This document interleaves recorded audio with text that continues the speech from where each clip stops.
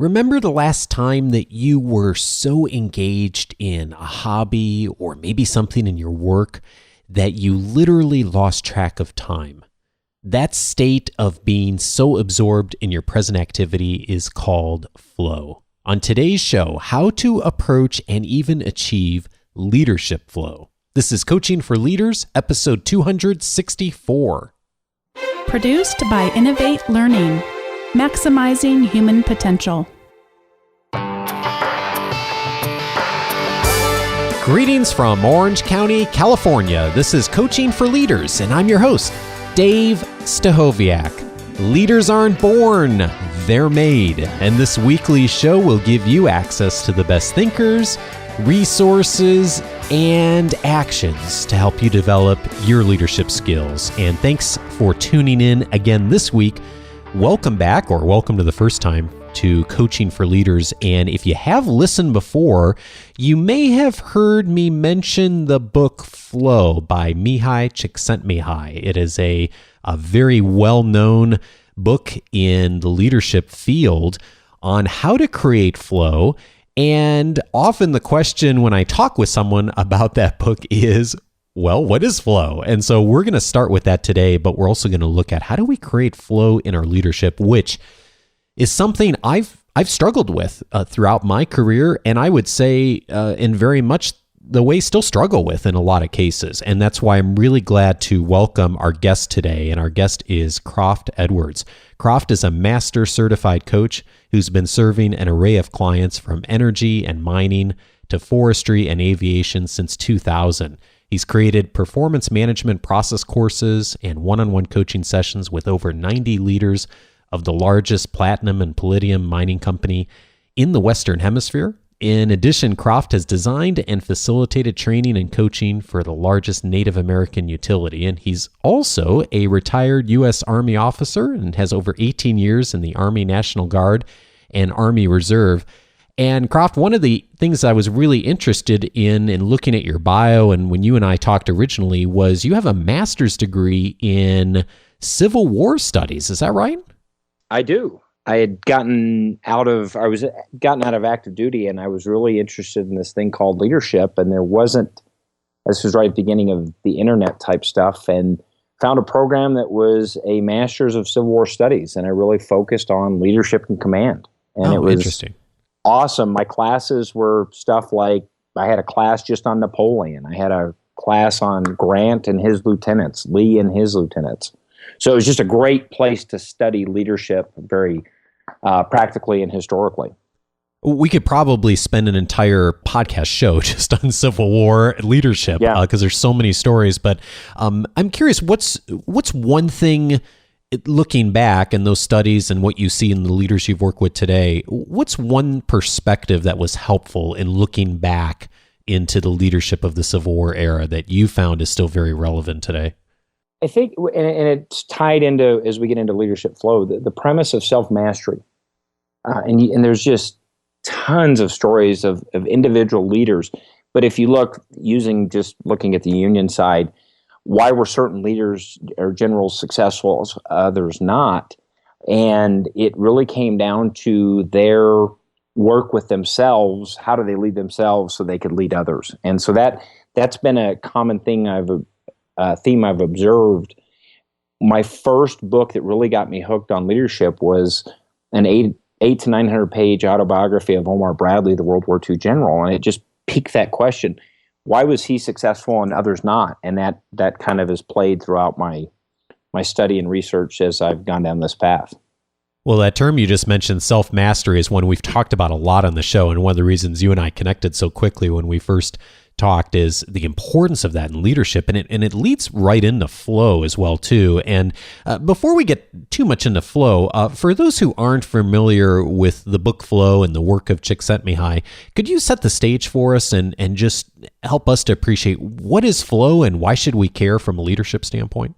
Sure. It goes back, kind of the initial research is in the late 1800s where they started to look at what they called peak performance, and then Csikszentmihalyi in the early 70s, 60s, 70s, 80s, somewhere in there, started doing a kind of a global study. And his question was kind of the meaning of life. What is happiness? Why are some people happy, others not?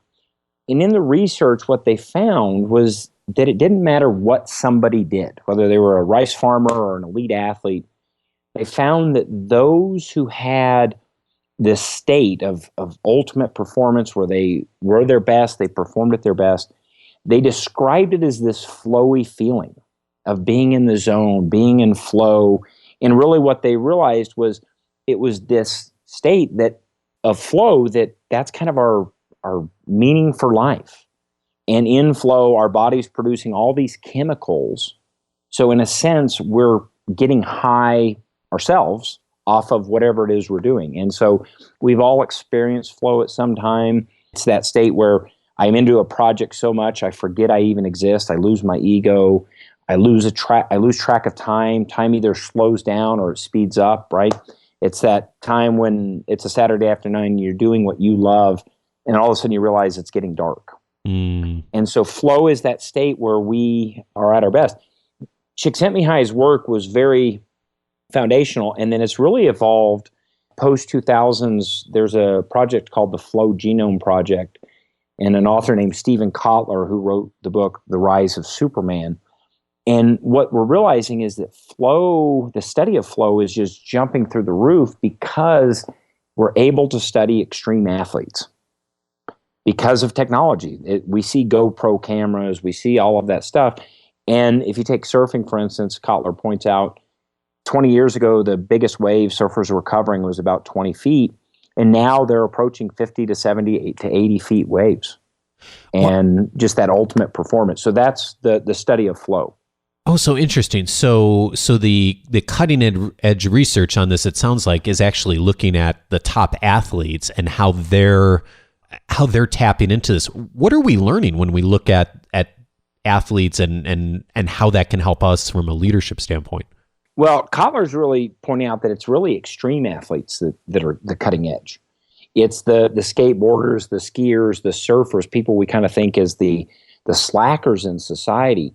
But what we're realizing is that they're pushing human performance, human evolution in a sense, farther and higher than anybody's ever done it. And so with that, and then combined with technology, we're starting to learn what's happening in the body. And so there's actually a flow cycle that has to happen to create flow. And so if we want to create flow, we have to have struggle. So if you think about it as a kid, when you first learned to ride a bike, just getting on a bike was such a challenge. Yeah. That was the starting of the process. So we have to have struggle. But imagine if every day all I did was ride my bike around the block like I did when I was 6 or 7. I'd get pretty bored with it. So we have to have struggle. And then the flow cycle looks at release, which is letting go. And we've all kind of known it. You're in that moment and you finally just quit thinking about it. You get into your body and you get into it, whatever it is.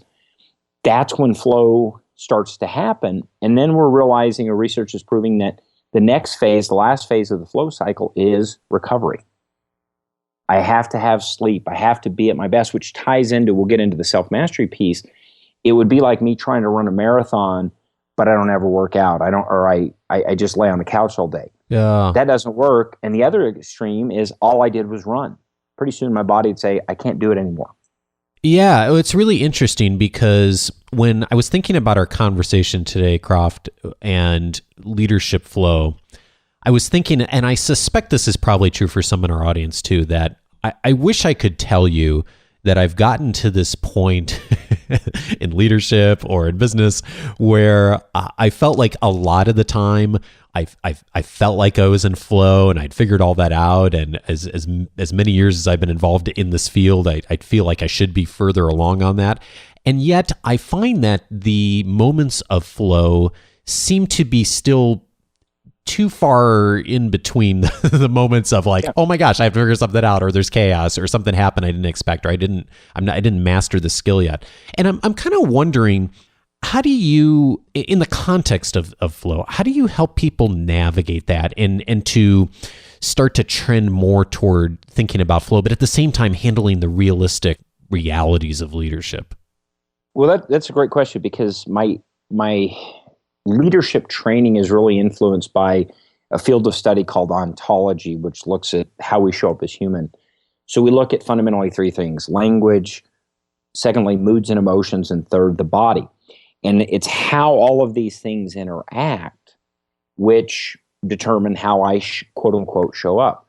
So a lot of the things we're doing is when I'm helping a leader to create leadership flow, it's based on their ability to practice being in flow, to practice, and you can do that by practicing effective conversations, by practicing effective moods and emotions, by practicing in our bodies how to show up.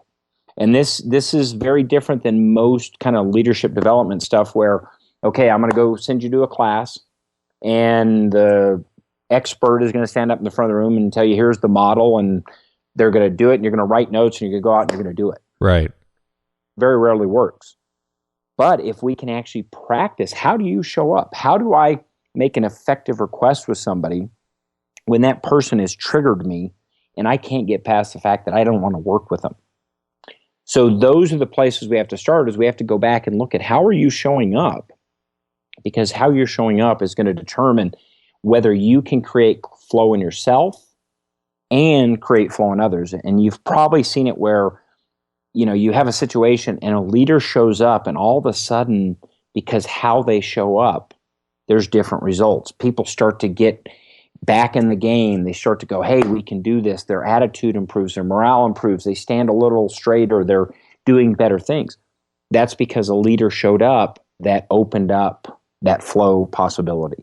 Oh, interesting. And so I'm curious if maybe, would it make sense for us to look at each one of these just from a tactical standpoint of what are some of the kinds of things you do when you're coaching someone, or some things that our leaders could do around that? And would that be helpful as far as... Great. Yeah, let's do that. So let's take language first. You mentioned language and just how leaders show up. And when you're working with someone, Croft, what's the kind of thing you're getting them thinking about that gets them in their language to practice being in that state of flow? Yeah, so we look, if you think about language, most people think of language as descriptive. It describes what is. But the way we explore it is generative. It creates what is. So through research, you know, we've kind of got it down that there's fundamentally about 6 different speech acts that we can perform as humans. We do these speech acts in conversations. And for instance, one of them is a request. If I make a request of somebody, if I make an effective request, they're going to provide me what I want. That's a skill that can be practiced, but we've got to be aware that a request is more than just words, because a request is a mood and emotion, right?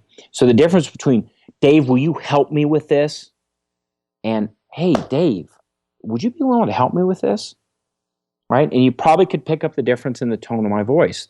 Those are different moods.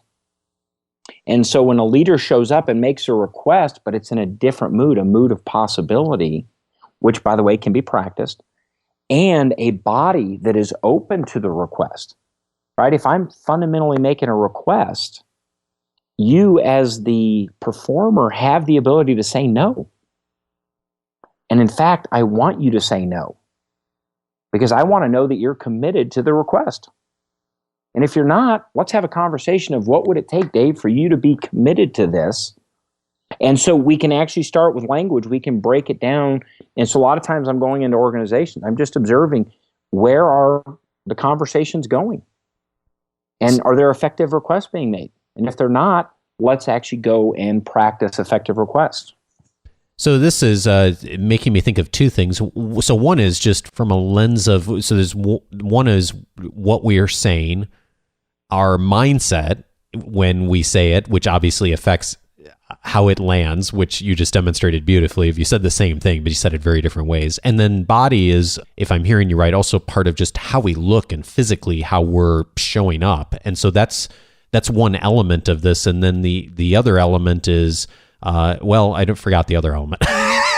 Well, there was something else you were making me think of. But am I capturing those 3 well? Yes, but it's even deeper than that. Right? It's so? not just body language. We cannot separate. We are somatic beings. We are our somas, our bodies, right? It's how we see the world. And so you think about nature, I can't do what my system is not designed to do. So I can't fly. But I have a bird outside, it can fly. Its system is designed to do that. Our systems are designed no differently. So if you and I need to have an open conversation around what it would really take, but my system's not designed that way. Because my history has taught me that, no, this is what it is, and I'm going to tell you, and you're going to listen. My body shows up that way. So it's even deeper than that. And there's an emerging field called somatics, which I am honored and lucky to be a part of a great organization in California called the Strozzi Institute, that Richard Strozzi Heckler this is a guy who he has actually taught military leadership, lots of leadership stuff, but we practice leadership actually in a dojo format. We get on the mat and actually practice how we show up in our bodies. These are things which can be practiced in the body. Again, we're not brains on a stick. But most people are taught to be brains on a stick. And if you think about it, most organizations, moods and emotions are taboo. Right? We tell people, take the emotions out of this. And I'm pretty sure that was what was getting me thinking earlier about that second thing, is that the goal in which you described isn't to just get the outcome or get the person to say yes. The goal is to have a conversation and, yes, get engagement if it's there, but if it's not, to uncover that and gasp, talk about it when it's not there, and to figure out where the disconnect is. And you're so right. I mean, that's something we just don't see in many organizations. Yeah. So it is through conversations, right? The conversations, an organization is simply a network of conversations. So I could take any plant, that makes a widget, and the reason the widget comes out the other end is the people that go to that plant every day have conversations. But if I took, if the plant had 100 people and I randomly took 100 different people and said, go, you run this plant, they can't have those same conversations, right? So they don't have the ability to do that. Well, leadership is no different. If I want to create effective conversations, I as a leader have to know how to have effective conversations. I have to be able to go ahead and show up as an opportunity for that person to have that conversation. And that's a skill that can be learned, it can be practiced, but most people are blind to that phenomenon. When you're working with your clients, Croft, what's one thing that you find when people make a shift on that is helpful to them to start being open to that possibility and even that fear around engaging in some of those more difficult conversations? Well, that in itself is the first step. Is I have to shift. But shift is not it's not a brain thing, right? We reward the brilliance of the brain. Shifts happen in the body, right? So as a parent, I can, if my kids do something which triggers me, I get a body, I get fired up, I get angry. Right in that moment, I can't have that conversation I really need to have with them. So the only way I can is to shift my body. So one of the most fundamental leadership practices is a skill that every person has been practicing every moment they're alive, which is to breathe, right? But it's more than just breathing as I normally breathe. It's breathing to bring my body into it. If you look at flow, back to flow, what they find is in the flow states, in the moment where the Michael Jordans make the shots or the surfers riding the wave, in those moments, those people aren't agitated and riled up and breathing real heavy. They're actually breathing very calmly because it's in that moment where I'm flow. So one of the things I really start to challenge people on is, how are you showing up in your bodies? And we're going to start practicing. So we actually start, one of the most fundamental practices I start with clients is the simple act of centering. Think about centering. Well, martial arts, yoga, Pilates, all of those, that's the basic place they start. Yeah, and I think for those of us who have ever taken a class or have done something with martial arts, we've gotten a little sense of that. But I know a lot of people haven't done that. And if for folks who don't appreciate the term centering, what would be an example of how that would look? Like, what do you do with someone when they're not they've never really explored that. What's a starting point? Well, it could be simple breathing exercises and techniques.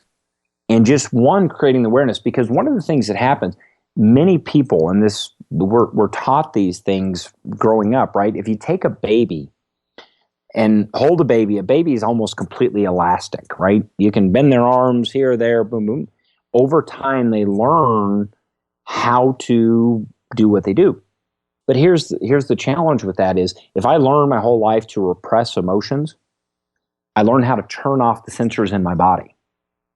And so I don't even know how to do it. So a lot of times the first step is just simply allowing someone, creating a space for somebody to start a new practice of allowing moods and emotions to influence, right? Moods and emotions are simply a predisposition to action. So if I can go, oh, when I'm angry, I want to get even. But if I can shift that and learn, oh, okay, why am I getting angry? Shift that and show up in a different mood. Now my desire and my goal could be to create fulfillment, to create coordination. So we really start with some very simple practices because people can only start where they are. So if I'm coaching somebody that's very blind to that aspect, well, we start very, very basic, and it would be no different than, if I'm coaching somebody to play basketball, kind of the first question is, have you ever played basketball before? And if not, I've got to start with, what is basketball? But if you've been doing it for your whole life, and I'm a good coach in basketball, now I can go, okay, you're doing your jump shot like this. I want to tweak this. I want to tweak that. So really we start where people are to set that foundation. But a good reminder for us, all of us, is to take the time to figure out where people are, because sometimes we make assumptions and we assume people have more skill or less than we know. And it's interesting what you're saying, Croft, because I read an article you wrote about putting on a leadership mask, and you talked about your journey as far as being a military officer and the family you grew up with, and just how you had to make some shifts there as well too, as far as how you showed up and responded to situations. Could you tell us something about just what you did as far as to become more effective at this and more agile in different situations? Yeah, so I grew up, my parents divorced when I was about 8 years old, so I moved with my mom. I was the man of the house. Went away to college 2,000 miles away, went in the Army a week after I graduated, all these things. And what I didn't realize was I actually had a somatic way. My body showed up a certain way, and that was I would tense my jaw, my facial muscles were tense, and it was literally like putting on a mask.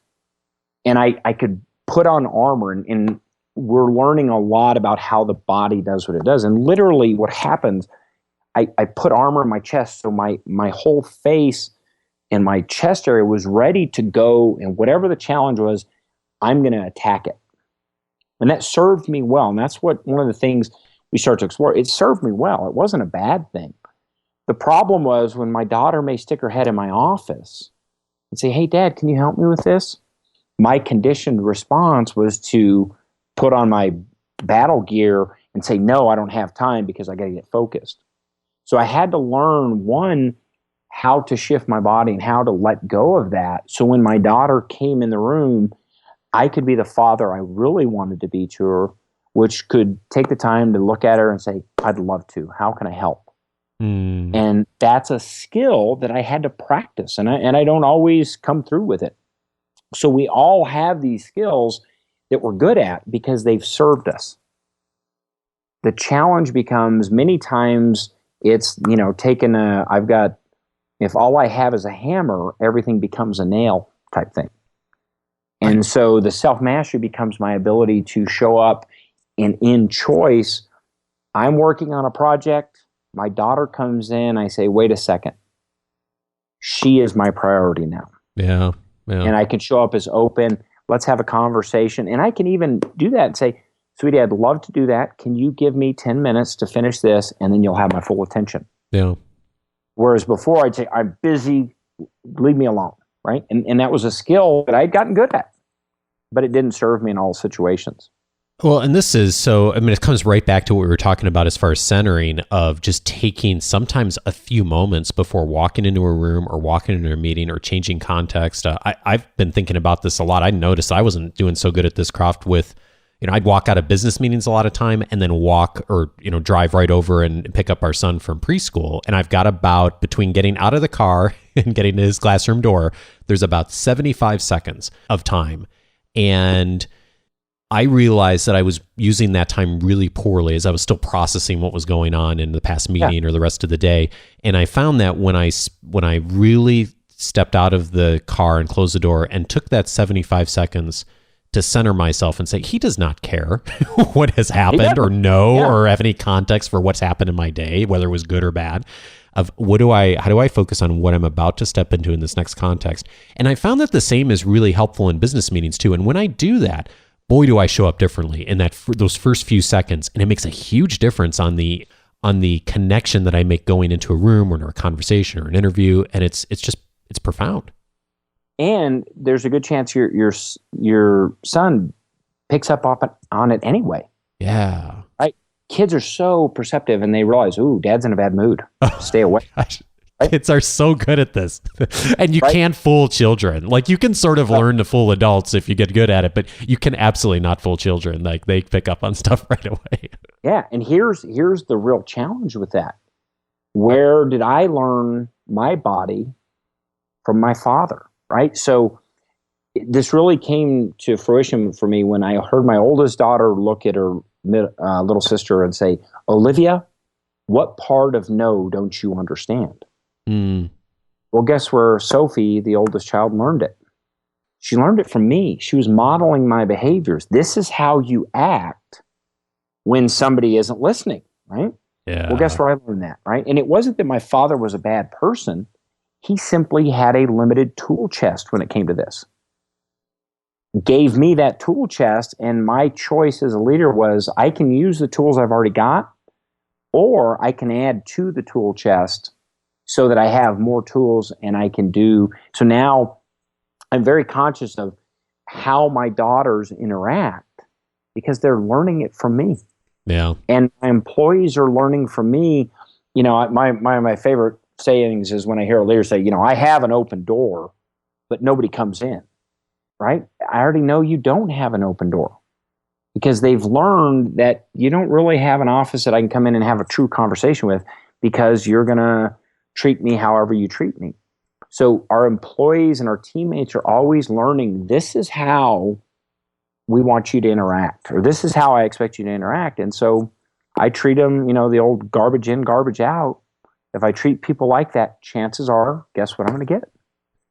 And I like the way you've used the analogy of the toolbox, and I think about that as a lot too, because we all do get a certain number of tools, either from our parents, from our early in our careers, or leaders we've worked with, and we all get that choice of we just continue to use the same tools we've always had, which may work really well in some situations, or we can also add to our toolbox and we get a lot more tools that we can use in different situations. And that's super helpful to us and working with a lot of different kinds of people and a lot of different kinds of customers that are showing up in most of our lives. And, it also gets me thinking, Croft, speaking of different tools, one of the things I'm really interested in how you've structured this. And when you and I talked originally, I know you've done coaching with people, and I mentioned in your bio in the mining industry, and you've literally been, I know, underground in the mine, and you're working with leaders on helping them to be more effective.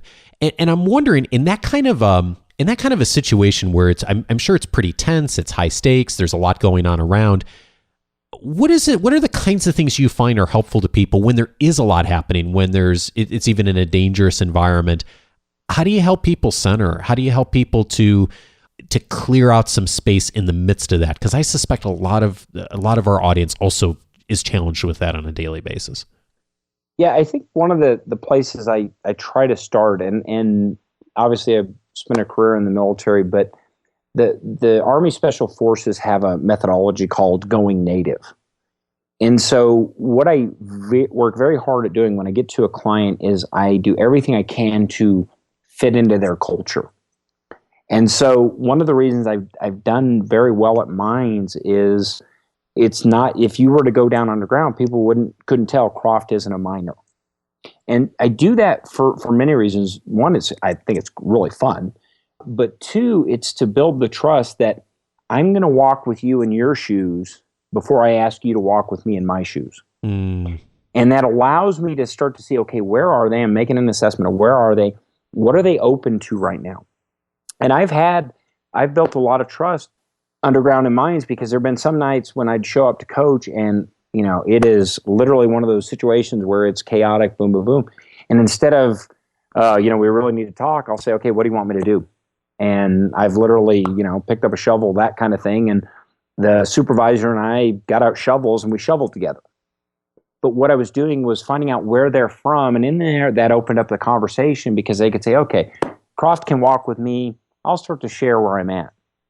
And so that tells me, okay, I can open up this part of the toolbox, or I can't open up that toolbox. But I really try to start where they are and try to be the coach they need me to be, not the coach that I want to be. Oh, I love it. I love it. Because I think the tendency of a lot of coaches and leaders and consultants, or whatever hat you're wearing, is to show up, see a situation like that and say, oh, it's not a good time, or, you're busy, or it's a crisis going on. And like, that's the best time a lot of times for really having a real conversation. Is the tendency is sometimes to like set that aside of like, oh, this isn't a good time. But that's sometimes when the best work can be done. Yeah, well, and that allows me, I always tell the higher level leaders, I want to see your people in their natural environment. So I want to be with them at, 8 hours into a shift when they're tired and all these things, because it goes back to even deeper than that. Now I have an idea of, well, one of the reasons this leader may be struggling is they're set up to fail. So it tells me now not only can I help coach them, but now I need to have a conversation with their bosses and challenge their bosses, but get into a place where I have to establish trust with their bosses also. So I try not to get into picking sides or this or that, but set the conditions where that coachee can go, I really need to have this conversation with my boss. The boss, I can get them to where they're, I need to have a conversation with my team member, and they do the work. So really, it's a lot of it is just orchestrating and showing up in a manner where they forget that I'm their coach. I'm one of the team members, and they start sharing what's going on, and then I can kind of, okay, here's where a suggestion of where we can go. Croft, it's come up a bunch of times on the show before, and both thinking about the skill of coaching and leadership, of the real necessity from a leadership standpoint of us to first understand and meet people where they are. And you've just given some great examples of that, and I think it's just such an important reminder for all of us from a leadership context. If we are willing to do that, of taking one step today in our work to stop, take a step back, meet someone where they are, really understand what they're dealing with, that opens up the potential for a lot more to happen, and trust, like you said, in order to then go a lot further with that conversation than we might otherwise do. Yeah, and I make the assessment that I tell this to almost every client, the most difficult person you're ever going to have to lead is yourself. Oh, for sure. So using your scenario, it's not the other person that's my issue. The issue is I'm not accepting the other person where they are. I want them to be something they're not. I was in a conversation recently, and the upshot of the conversation was the person shared, this person is a blanking idiot. And so my response was, I get that. And let's just assume that's true. Then that's what you're dealing with. So why do you expect them to be something they're not? So if you want to work with that blanking idiot, you're going to have to figure out how to find out what you can do within the context of that relationship. Because right now, going in there and calling them a blanking idiot is, although it may seem like the best move right now, it's going to elicit a response and action which may not be what you want. Indeed. Goes back to the first chapter of How to Win Friends and Influence People. Don't criticize, condemn, or complain, because you don't make a lot of friends by doing that, and no one wants to be told that they're the problem and that they're not handling it well. So it's just it's all about how it starts with us, though, how we approach it, how we frame that conversation. Croft, this has been fabulous. I know you've given us a lot to think about, and walking into conversations today that the people listening are thinking about as far as difficult situations and understanding where other people are coming from. I know this will get people thinking about how to center themselves and how to approach that differently. For those who want to learn more about your work, what's the best way for them to connect with you? Well, you can learn about my company at croftandcompany.com. That's CROFTANDCOMPANY.com. I'm very active on Twitter at Croft Edwards. Follow me. I'm a fan of following people back because that opens up conversations. Direct message me, send me tweet to me. Also on LinkedIn, you can look up Croft Edwards. The great thing about having the name Croft is I'm pretty much the only one, so not a lot of other Croft Edwards. So connect with me. But it's interesting. I'm in a conversation right now on LinkedIn with a pastor that we've just started a conversation about. He had some questions, and it's led to a very fun and fruitful conversation. So I love conversations, and just find me. I should be pretty easy to find on the internet.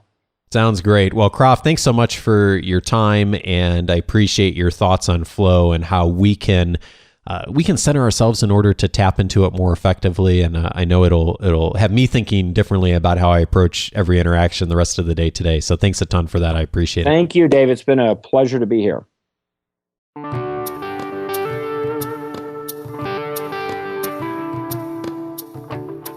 Thank you so much, Croft, and I love his message about that centering moment. Gosh, it's great advice going into the next conversation.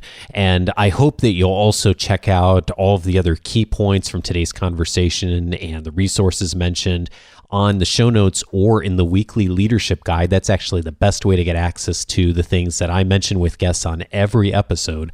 And the best way to access that is go to coachingforleaders.com/subscribe. You will get each episode show notes and also my handpicked resources for leadership in your inbox each Wednesday. The show notes are at the top.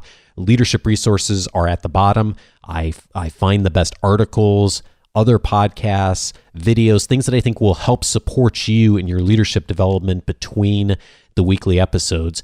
And also, when you join, you'll get access to my reader's guide that lists the 10 leadership books that will help you to get better results from others. So it's a great place to begin your reading and your professional development around leadership. Even reading one or two of those books this year will get you moving on your journey in becoming a more effective leader. So again, that's at coachingforleaders.com/subscribe to get access to all that, including a video from me going through the books, why I think they're helpful to you. And so hopefully you check that out. In addition, today's episode and the conversation with Crofts really reminded me about the importance, the critical importance for each of us in self-mastery and leading ourselves well first. And there's 3 past episodes that I think would also be really helpful to you if that's top of mind for you right now.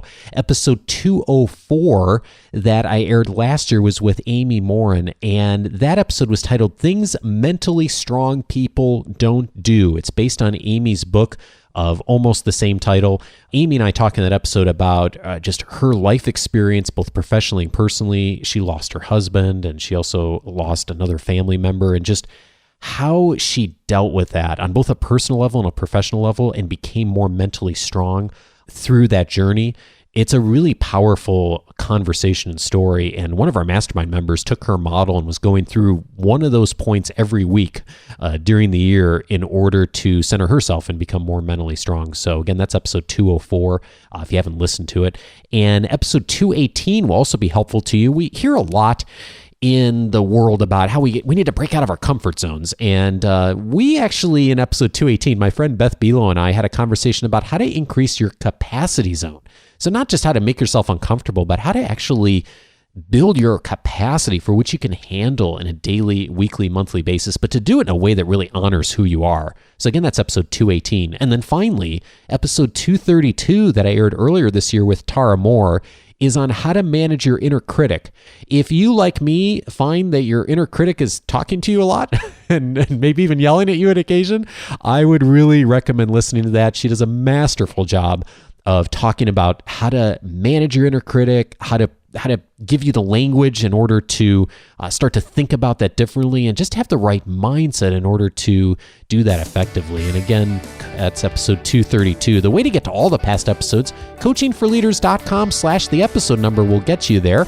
And Bonnie and I return next week for our monthly Q&A show. So you can submit your question for consideration for next week or the first question answer show on the first Monday of every month. We do that each month. And if you have a question of something you've been thinking about in relation to leadership, or maybe it's something we've talked about in a previous episode or previous Q&A show, we would love to get your question. The best way to get it to us is to go to coachingforleaders.com/feedback. That'll get you an opportunity to submit the question so we can consider it. I hope you'll do that. Have a fabulous week, and I look forward to seeing you next week here with Bonnie. Take care.